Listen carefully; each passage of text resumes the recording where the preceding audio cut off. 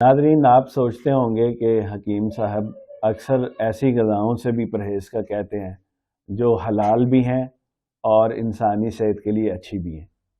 आप बिल्कुल दुरुस्त सोचते हैं। खादों के इस्तेमाल की वजह से बहुत सारी चीज़ें ऐसी हैं जो आज के ज़माना में मुफीद नहीं रही हैं। जैसा कि दालें दालें अब आपको पता है कि इनमें बहुत ज़्यादा प्रोटीन होती है और नशास्ते भी होते हैं, बहुत सारी चीज़ें होती हैं।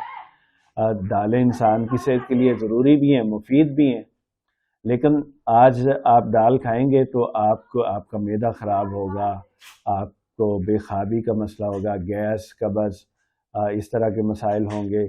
इसके अलावा बवासीर के मसले में बढ़ोतरी होगी और भी काफ़ी मसाइल होंगे। यूरिक एसिड बढ़ जाएगा, जिस्म में बादी बढ़ जाएगी। तो सवाल ये पैदा होता है कि फिर दाल खाई जाए, लेकिन उसका मैं आपको तरीका तजवीज़ करता हूँ कि आप दाल दोपहर के वक्त खाएं।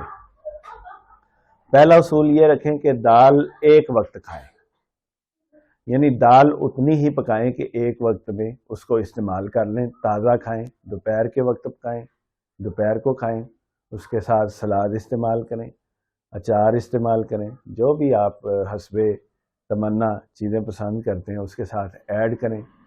फिर दाल पकाते वक्त इस बात का ख्याल रखें कि दाल जो है वो मुकम्मल तौर पे गली हुई दालें हों, और बेहतर है कि शोरबे वाली पतली दालें इस्तेमाल की जाएं और उनमें हल्दी और देसी मसाले इस्तेमाल किए जाएं, और एक वक्त खाकर दूसरे वक्त इस्तेमाल ना की जाएं, तो यकीनन आपके मैदा के लिए दालें नुकसानदेह साबित नहीं होंगी।